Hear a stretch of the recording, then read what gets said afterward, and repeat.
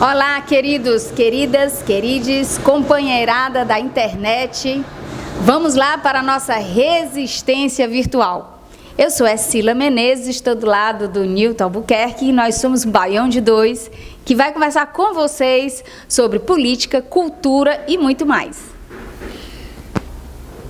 Pois é, hoje nós vamos conversar aqui sobre uma série de temas que são muito caros para quem defende a democracia, para todos nós que somos da esquerda, socialistas, comunistas, anarquistas, libertários, enfim, temas que nos preocupam, né? Estamos há tempos vivendo uma conjuntura pavorosa, com ameaças de toda sorte às liberdades fundamentais, aos direitos e prerrogativas do indivíduo, e vamos tentar aqui debater esse amontoado de fatos preocupantes, porque são ameaças que não são esparsas, não são ameaças que vêm como,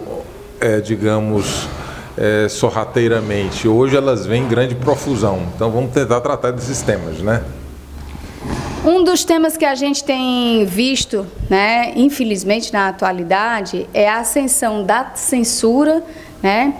E a cada vez menor liberdade de imprensa, liberdade de criação para os artistas.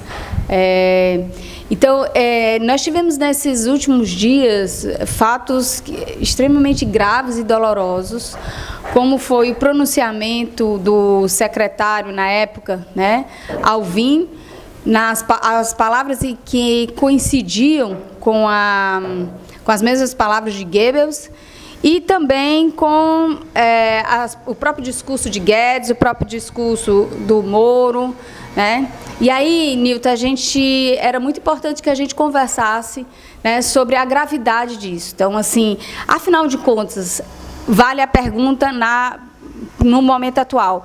Nós estamos caminhando para um nazismo contemporâneo à brasileira? A brasileira, é sempre meio complicado você dizer que há essa dose de particularidade, né? Quer dizer, há alguns elementos de particularidade, mas alguns elementos que nós percebemos nitidamente que são comuns a todo o fenômeno fascista. Não temos ainda as condições plenas de vigor do fascismo, tanto é que nós estamos aqui. Se nós estivéssemos no fascismo, nós não estaremos fazendo esse programa, não estaremos aqui manifestando nossa posição contrária, oposta a tudo isso, mas é importante dizer que o bolsonarismo ele se consolida como um movimento protofascista, né? Não conseguiu ainda criar um partido de massas, não tem a feição do imperialismo que o fascismo italiano e alemão possuíam, mas de qualquer maneira você vê claros elementos autocráticos. E o pior, uma ameaça letal ao movimento operário, ao movimento dos trabalhadores e à destruição das suas organizações. É importante que o internauta, você que está aí, reflita um pouco sobre o que nós estamos vivendo. Nós já fomos oposição a vários governos neoliberais, nós já nos opusemos ao governo Sarney, com todos os seus limites e interdições da transição democrática pactuada entre os setores da burguesia, nós já fomos oposição a Collor, nós já fomos oposição ao governo privateiro do senhor Fernando Henrique Cardoso, mas nós nunca vimos algo como nós estamos vendo agora, né? Que é um conjunto de ataques às liberdades fundamentais. Nós não estamos lidando apenas com alguém que nós dissentimos no campo da luta de classes e que se coloca na posição da direita liberal. Nós estamos nos chocando contra alguém que quer, na verdade, destruir a democracia, destruir os fundamentos do Estado de Direito e, mais grave ainda, quer nos destruir, quer destruir nas nossas organizações, quer destruir os nossos partidos, quer calar as nossas vozes. Então nós estamos diante de um monstro leviatanesco muito pior do que nós estávamos geralmente acostumados. E é importante dizer isso porque isso é uma advertência para a responsabilidade dos partidos, especialmente dos de esquerda, que ainda ficam presos dentro desse calendário eleitoral, imaginando que nós estamos em condições de temperatura e pressão normais e que aí, quem sabe, na próxima eleição, quem sabe para a eleição para presidente em 2022, nós vamos derrotá-los. Não se trata disso, as pessoas estão com dificuldade de aprender com a experiência e perceber, inclusive, o que já se deu, né? A prisão do companheiro Lula, toda essa manipulação que houve e que levou à condução do Jair Bolsonaro, não foi normal, não é algo normal. É uma situação de exceção, é uma situação de anormalidade, mas é uma normalidade que se tornou normal, infelizmente. Bom, o que a gente percebe, né, é que esses atos, quando eles vêm das instituições, né, eles geram também um padrão de conduta para todas as pessoas. Então, por que é tão grave a gente ver, por exemplo, as várias ações criminosas que vêm por parte de pessoas que deveriam estar cuidando da própria obediência à legislação? Por que é grave desrespeitar a Constituição, certo? Por que é grave o ministro falar aquilo que ele falou? É gravíssimo, porque, primeiro, antes de mais nada, porque desrespeita as nossas normas. Segunda coisa, porque muitas vezes o que acontece? Gera um padrão, uma referência de conduta. E aí o que a gente percebe hoje? Né? Todos os pronunciamentos e todas as medidas do Ministério da Educação, por exemplo, certo? São medidas estapafúrdias que têm uma interpretação de quem não conhece o que é a realidade acadêmica, de quem não conhece o que é a produção acadêmica, científica e intelectual no Brasil, certo? Parece até que tem uma espécie de complexo de inferioridade e, em função disso, começa a achincalhar toda a nossa tradição respeitável e honrada de produção intelectual, acadêmica, científica, certo? Quando você vê, não só o ministro da Cultura, mas você vê um secretário... um ministro da Educação, um secretário de Cultura, falando coisas absurdas e coisas realmente que dialogam não só com falas. A gente não pode entrar nessa, né, Nilton, de achar assim, poxa, não foi uma coincidência. Não existe coincidência nesse campo. Primeiro que são pessoas que, para estar no cargo que estão, deveriam ter um mínimo conhecimento e responsabilidade da história e dos fatos históricos que são de alguma forma protagonistas. Segundo, que nós temos todo um conjunto de ações que mostram que a censura é a pauta do atual governo, certo? A interdição do pensamento. A interdição do pensamento, então, tanto em relação aos artistas, como em relação às universidades, como em relação à imprensa, certo? Então, o que acontece? Quando eu tenho falas desse jeito e que as próprias instituições do Estado também não têm uma ação mais dura em relação a essas falas ou qualquer tipo de propósito nesse campo, isso gera uma referência para outras tantas instâncias, né, e outras tantas pessoas. Então, você vai ver as pessoas se sentindo autorizadas a fazer discurso homofóbico, a fazer discurso racista, a replicar falas de figuras fascistas, de figuras nazistas. E isso é absolutamente... Primeiro, isso é contra a legislação atual e vigente do Brasil. Segundo, isso do ponto de vista humano é abominável, certo? E terceiro, isso cria dentro do país uma atmosfera de desesperança. Por isso, pessoal, que a gente está aqui, por isso que a gente está conversando com você, não só para pensar junto, mas também para dizer que a resistência existe. Nós estamos na cidade de Fortaleza, uma cidade que tem um sol maravilhoso, às vezes até forte demais, né? E que do estado do Ceará, né? A gente sabe que a gente tem ouvintes, espectadores em vários cantos do Brasil e até fora do Brasil. Mas a gente quer dizer que a gente está aqui, a gente é resistência, né? E a gente quer que você curta e que você multiplique as visualizações, compartilhe com seus amigos, porque isso é muito importante para nós. É uma forma de comunicação, de pensar junto, certo? Em relação a isso, Nilton, eu queria também que a gente falasse aqui, queria que você abrisse essa conversa sobre essa questão. Nós não participamos da mídia tradicional, nós não estamos num veículo de mídia dos senhores da grande mídia do Brasil, né? Muito pelo contrário, nós somos uma mídia de resistência, certo? Qual é a importância da mídia de resistência e qual é o lugar, justamente, dessa grande mídia e a própria questão da própria regulação? E aí eu queria que tu falasse um pouco sobre isso para a gente continuar a conversa. É sempre muito importante, quando a gente fala de liberdade de expressão e fala de censura, pensar isso dentro de uma articulação mais ampla, né?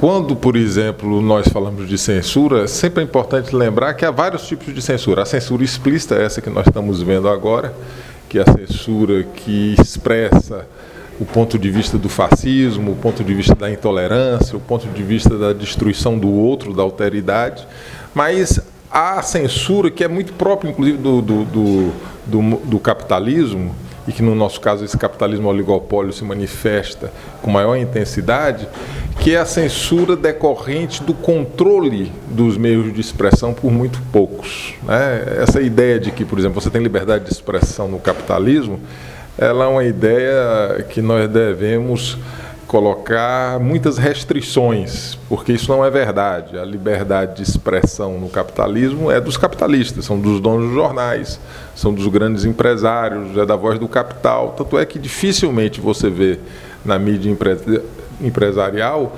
espaço para manifestação de pontos de vista diversos, espaço para crítica do sistema, por exemplo, para a tradução da vida cotidiana dos trabalhadores na periferia. Você não vê isso na televisão, você não vê isso na Folha de São Paulo, você não vê isso no Estado de São Paulo, você não vê isso na Veja. Ou seja, ainda a dimensão que precede a discussão sobre liberdade de expressão, sobre a distribuição dos meios de expressão, quem possui os meios de expressão, que no nosso caso isso é marginalizado por parte dos de baixo. Então, essa discussão sobre a censura, ela tem que ser vista do ponto de vista, primeiro, essa coisa mais imediata de combate aos ataques fascistas, que são ataques desvairados aí contra, inclusive, órgãos de informação da burguesia, mas também discutir isso no seu sentido mais amplo. Aí é que vem a questão da regulação, que inclusive está previsto na Constituição e é previsto no próprio capitalismo. Quer dizer, quando nós falamos de regulação, nós não estamos falando de censura. Quando nós estamos falando de regulação, nós estamos falando da viabilização exatamente desses direitos a partir das mediações que precisam ser feitas para que esses direitos sejam exercitados. Porque falar de liberdade em abstrato, pouco adianta, né? Você tem que falar como efetivar essas liberdades e esses direitos. Então, a regulação visa exatamente evitar, por exemplo, a concentração oligopólio da mídia na mão de poucos, a ideia da propriedade cruzada, por exemplo, que não existe nos Estados Unidos, que é a terra do liberalismo, e quando se fala isso aqui, os meios de comunicação em uníssono, empresariais, atacam e dizem que isso é uma forma de censura. Bom, eu não sei que censura é essa que potencializa o pluralismo, que potencializa o dissenso, que qualifica melhor a informação que chega à opinião pública. Então, na verdade, é importante que nós compreendamos isso dentro desse aspecto mais amplo, né? A liberdade de imprensa, ela tem que ser pensada dentro de um viés democrático, dentro de um viés que possibilite a ampliação das vozes da sociedade civil brasileira, especialmente daqueles que sempre foram calados, que são os trabalhadores e que são os pobres nesse país. E aí, quando a gente fala em vozes, não diz respeito só à notícia, não diz respeito só a um jornalismo analítico, certo? Diz respeito às várias vozes da sociedade. Por exemplo, as vozes da arte, da cultura. Uma coisa que a gente percebe é que quando eu tenho uma concentração, por exemplo, da mídia, né, na mão de 6 famílias e de oligopólios, isso também tem implicação em várias expressões artísticas. Não só porque a grande mídia ela concentra a própria divulgação de uma obra de arte, mas ela também gera uma leitura sobre uma obra de arte, que pode ser uma leitura depreciativa, pode ser uma leitura gerando pouca importância, né, ou até um silêncio, certo? E ela, o que ela faz? O que a gente vê também na grande mídia? A gente vê a presença farsesca da arte quando eu tenho uma presença da indústria cultural. Então, ao invés de eu ter realmente grandes produções musicais, né, você vê muitas vezes, uma produção em série de um tipo de música, de um tipo de voz, de um tipo de ritmo, certo? Que às vezes você nem distingue qual é o artista, se é o fulano ou o cicrano, a gente nem distingue. Isso também, gente, gera não é uma divulgação só, isso gera uma uniformidade que acaba criando muito problema em relação à própria produção cultural, certo? Então, é extremamente importante que os artistas também tenham na possibilidade, tenham na mídia, né, nos meios de comunicação, a possibilidade de divulgação dos seus trabalhos, até porque alguns tipos de artes, eles devem passar pelos meios de comunicação. Eu tenho as novelas, eu tenho o cinema, eu tenho a música, certo? Então, eu tenho as animações, os filmes de documentários, enfim, eu tenho uma série de produções artísticas que eles também passam pela divulgação dos meios de comunicação, certo? Então, quando eu concentro, eu faço o quê? Eu tenho dificuldade de veiculação. A gente já falou num outro programa, certo, sobre a questão do filme Marighella. Olha o que está acontecendo hoje. Olha como é interessante. Então, a censura não está sendo exercida só pelo Estado. A censura também acaba sendo exercida pelos meios de comunicação e pelo mercado, justamente, pelo mercado, pela iniciativa privada. Então, eu tenho uma obra de arte que não está chegando ao público. Ora, pessoal, quando uma obra de arte não chega ao público, é como se ela não tivesse nascido. É como se ela estivesse dentro da barriga da mãe. Porque a obra ela precisa do público. Não existe obra guardada, entende? Se eu fizer uma composição genial e linda e eu nunca tocar essa obra, ou seja, ela nunca chegar aos ouvidos, né, das pessoas, ela não se completa, ela não se perfaz como obra. Então, eu tenho um filme feito por uma equipe enorme e aí ele não chega. Por que ele não chega? Então, eu tenho aqui, eu tenho censura, certo? Eu tenho uma censura e isso é extremamente grave, né? Porque ela começa pelo corte e pelo impedimento da possibilidade do público encontrar aquela obra de arte, ler aquela obra de arte, ouvir aquela obra de arte, assistir aquela obra de arte. Depois, ela vai pela interdição da própria nascimento daquela obra de arte. Depois, ela vai pela interdição dos artistas. Não que as coisas tenham que acontecer exatamente isso de forma... A própria interdição da identidade que, eventualmente, seja contrária a essa identidade hegemônica, né?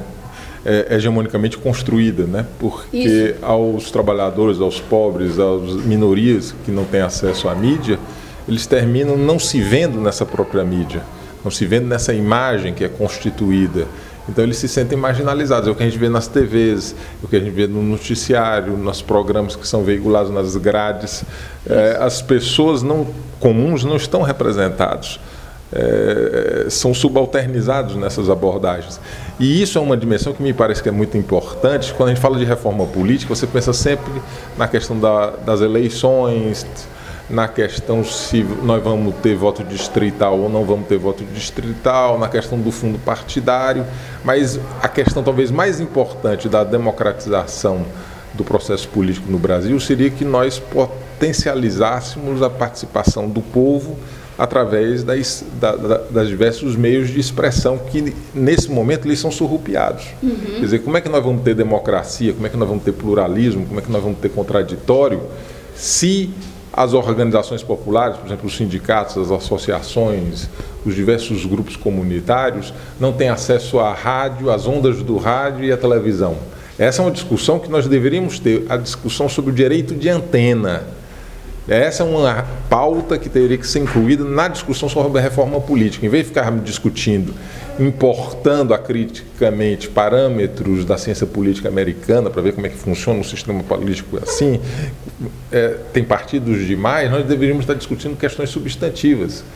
A efetiva democratização do Brasil passa pela democratização da informação, da produção da cultura, do acesso aos meios de expressão daquilo que é produzido, e isso nós no Brasil não temos. E isso é censura.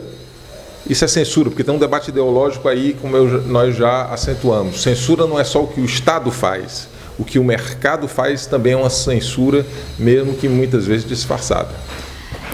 Por exemplo, a gente tem aqui muitos grupos que se construíram através de relações sociais de cada local, né? Então, por exemplo, assim, as mais genuínas produções da arte tradicional popular do Brasil, elas não nascem a partir de uma exigência ou necessidade de mercado. Elas nascem a partir da exigência e necessidade daquele povo, da história daquele povo, né? Da vida social daquele povo, né? Daquilo que ele viveu de trágico, daquilo que ele tem como utopia e esperança, certo? E isso muitas vezes não é rentável.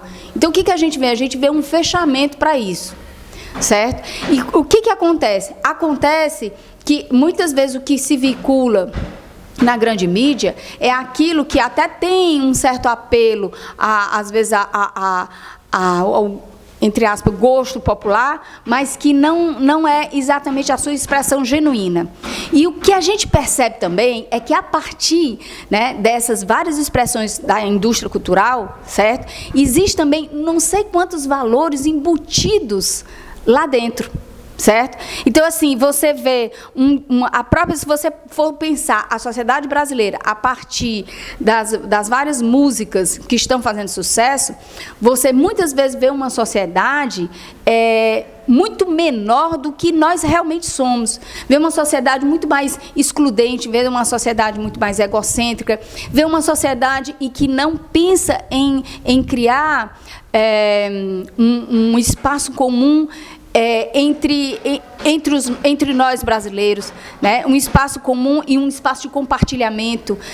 Muitas vezes justamente um indivíduo fechado nas suas aspirações descartáveis, né? E não no indivíduo que dialogue com uma série de tradição. É só a gente olhar, por exemplo, as próprias letras do sertanejo, as próprias letras que faz mais sucesso, a própria letra do que o pessoal chama de forró, porque quando a gente consegue ter acesso a essas produções culturais mais realmente vinculadas ao coração, a alma mais profunda do povo brasileiro, você tem nisso verdadeiras expressões, né, de como é que a gente vive, de como é que é a rotina dessas pessoas, né, quais são as nossas angústias.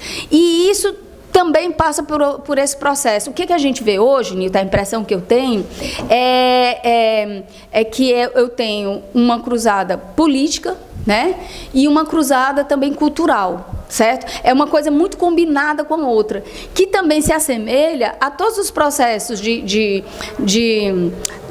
implantação de estados de exceção, ou também como a gente viu na implantação do nazismo, do fascismo. Ou seja, um diálogo muito forte, permanente, entre o fechamento das produções culturais, a interdição de pessoas, de obras, né, que é a interdição do pensamento, e, dialogando com isso, também a interdição em vários outros campos, né? Eu diria que o exemplo mais preocupante de tudo isso, né, de como nós estamos sendo cobaias de uma experiência quase totalitária, é o que nós vimos conduzido nos últimos anos, desde o golpe dado em 2016 até a eleição da extrema-direita desse protofascista Jair Bolsonaro, né, que é um processo que foi construído mediaticamente, né, uma combinação de órgãos do Estado, né, na verdade o Estado ele é composto por interesses contraditórios, mas ele tem uma lógica de classe, é importante que nós não tenhamos grandes ilusões a respeito da sua dinâmica, e essa combinação ela só se fez possível porque houve uma narrativa, que agora é a moda falar isso, de narrativa da pós-modernidade, uma narrativa que a mídia construiu, né? A mídia vendeu a tese de que não era golpe, vendeu a tese de que o país estava no mar de lama, né? Selecionou os fatos, atribuiu a pauta do país sem que a população percebesse. Hoje nós estamos discutindo a pauta do capital financeiro, que é a privatização, que é o fim dos fundos públicos, que é a destruição da universidade, que é a destruição da cultura, a mercantilização da vida, via de regra, né? Então isso é o que nós estamos vendo no país, né? E só seria possível por um controle total da mente que esses meios de comunicação conseguiram colocar. E estabelecer aquilo que o nazismo, o fascismo fez bem, né? Que é a ideia do inimigo. O inimigo em que a legalidade não pode ser aplicada, né? Sejam eles negros, sejam eles petistas, sejam eles esquerdistas, comunistas, enfim, todos aqueles que são retratados, como, aliás, a fala do senhor Jair Bolsonaro essa semana mostrou, como pessoas anormais, ou seja, aqueles que são anormais não podem se submeter ao crivo da legalidade, ao crivo da normatividade jurídica. Isso é uma construção assustadora, brutal. É importante que nós não aceitemos isso como uma coisa que possa ser naturalizada. Esse é um mecanismo típico do estado de exceção, desse estado securitário, como diz o Guten Frankenberg, que é a tendência hoje do capitalismo, né? O capitalismo, para aumentar as suas margens de ganho, ele não consegue mais conviver com os elementos progressivos que o liberalismo conquistou no século XIX e no século XX. Está abrindo mão disso, abrindo mão da tolerância, abrindo mão do pluralismo, abrindo mão da dissensão, dos direitos e garantias individuais. O que nós estamos vendo é uma construção de longo tempo, né? Essa construção não foi só do Bolsonaro, essa construção contou com a participação do Supremo Tribunal Federal, que relativizou vários institutos jurídicos no país, que fez o que a gente chama de mutação inconstitucional, né, contrariando o sentido semântico expresso de muitas normas da Constituição brasileira, como é o próprio caso da presunção de inocência, a prisão, digamos, em segunda instância, forçando a mão, né, especialmente a figura do senhor Roberto Barroso, mas não só ele, né, e vários outros ministros do Supremo, como o Fachin, o Fux, que é terrível, e é importante nós estarmos alerta, porque eles continuam a fazer, e eles podem dar um passo muito perigoso esse ano, porque eles vão colocar o senhor Fux, presidente do Supremo Tribunal Federal, que é um cara que inclusive agora, ontem, cassou o juiz de garantias, né, que é uma coisa absurda, porque ela já estava prevista, inclusive no bojo dos valores constitucionais e na legislação, né? E vão nomear um outro ministro do Supremo com a aposentadoria do Celso Mello. Então eles vão ter o controle. Essa pequena margem garantista que nós temos tido no Supremo, né, em relação a alguns aspectos, que não é o aspecto essencial, mas em alguns aspectos são importantes, esse vai se perder. Então eles vão consolidar ainda mais o seu avanço fascista. Então nós temos que estar atentos. Nós não podemos ficar esperando a eleição para prefeito, nós vamos derrotá-lo e vamos acumular, e em 2022 vai ser a grande mudança. Eles não estão trabalhando com isso. O fascismo não trabalha com calendário eleitoral, o fascismo trabalha com subterrâneo, o fascismo trabalha com esses esquemas que eles estão fazendo aí. E eles estão querendo resolver isso antes do processo eleitoral. Então, nos mobilizemos, conversemos com as pessoas, conversemos com a família, compartilhem, venham mais ao nosso sítio aqui, né? Quer dizer, procurem agregar os vários grupos, porque nós estamos num momento de extrema importância para o país. Não é importância para mim, não é importância para a Priscila, é importância para as futuras gerações. O que nós estamos fazendo agora vai repercutir daqui a 30 e 40 anos, como o que foi feito anteriormente repercute hoje. Então nós estamos, na verdade, lutando pelos nossos filhos, lutando pelos nossos netos, lutando pelas possibilidades de nós termos um país democrático e generoso que nós merecemos. Bom, gente, existem várias formas da gente resistir, né? Essa aqui já é uma forma de resistência. Então, a gente está conversando com vocês, vai continuar conversando. E aí, é importante compartilhar, dar um likezinho pra gente, curtir, certo? Por quê? Porque essa é ainda uma possibilidade de diálogo, certo? E uma possibilidade de pensar a realidade brasileira e a realidade contemporânea do mundo fora dessas visões de mercado, e certo? Alegres, e falando nisso, é muito importante. Por essa movimento deles, né? Em relação a isso, é muito importante o seguinte. Se a gente der uma olhada, o fascismo, o nazismo, as ditaduras de uma forma geral, elas não têm humor, elas são feias, burras, tá entendendo? Elas queimam livros, elas matam a beleza, certo? E elas têm ódio à criação, à felicidade, à sexualidade. Tem ódio à sensualidade, tem ódio ao prazer. Certo? Então, o que é importante? Também fazer resistência em relação a isso. É muito importante também você ir atrás das produções culturais, ir para teatro, para cinema, certo? Conhecer a cultura tradicional popular do teu estado. Nós somos cearenses e aqui no Ceará nós temos uma cultura popular maravilhosa, uma cultura... Nós temos um movimento cultural e artístico aqui de primeira linha, certo? Teatro, música, cinema, muita coisa linda, grandes artistas plásticos, que são importantes não só para a história das artes plásticas nos estados. De futebol, inclusive, campeonato nacional. Temos Ferroviário, por exemplo, né? Grande Tubarão da Barra. E aí, pessoal, é o seguinte, você que não está no Ceará, está ou fora de Fortaleza. A cidade de Fortaleza é uma cidade alegre, realmente, é uma cidade plana que o pessoal que gosta de bicicleta, como o Newton, tem uma possibilidade de andar muitos quilômetros, apesar do sol, mas a gente tem uma brisa permanente, que adora botar os cabelos da gente nos olhos. E aí, o que acontece? Você pode vir aqui para andar de bicicleta, a gente tem um pré-carnaval maravilhoso, uma tradição super linda, o maracatu, e isso também é uma forma de resistência. Porque o que é o maracatu, gente? O que é o frevo? O que é o samba? São expressões da cultura afrodescendente brasileira. Essa cultura que está sendo marginalizada, essa cultura que está sendo, inclusive, com risco de criminalização.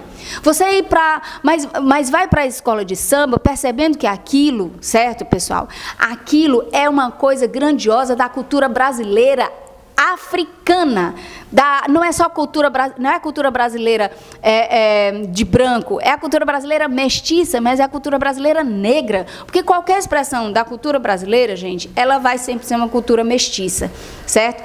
É por isso que a gente tem, nem que você não tenha um antepassado assim próximo, porque é muito difícil não existe essa coisa da gente dizer que é só branco, é muito complicado, principalmente nós, povos que nascemos e habitamos aqui a América Latina, certo? A gente é genuinamente mestiço, certo? Então, assim, nós somos também herdeiros da África do ponto de vista cultural, né? Nós somos herdeiros dos povos originários, dos indígenas, do ponto de vista cultural. Então, esses povos, eles deixaram sua marca nas mais importantes expressões culturais do Brasil. E aí a gente tem o quê? O carnaval. Aliás, esse é o paradoxo, né, que eu gosto sempre de destacar quando falo com meus alunos e com outros.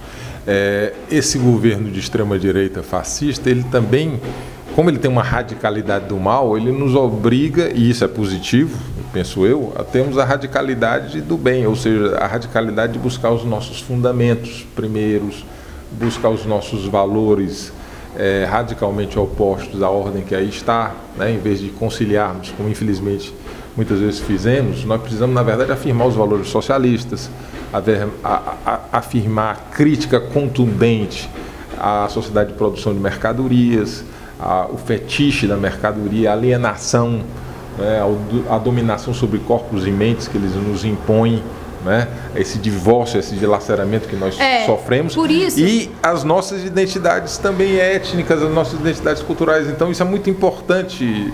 Pois é, por isso que o carnaval, ele também, nesse momento, é extremamente importante para nós. Porque, antes de mais nada, é uma festa que tem um espaço muito forte da cultura brasileira. Se você pensar, as mais importantes manifestações da cultura brasileira, elas acontecem no carnaval, são as danças, são músicas, são as formas de se vestir, certo?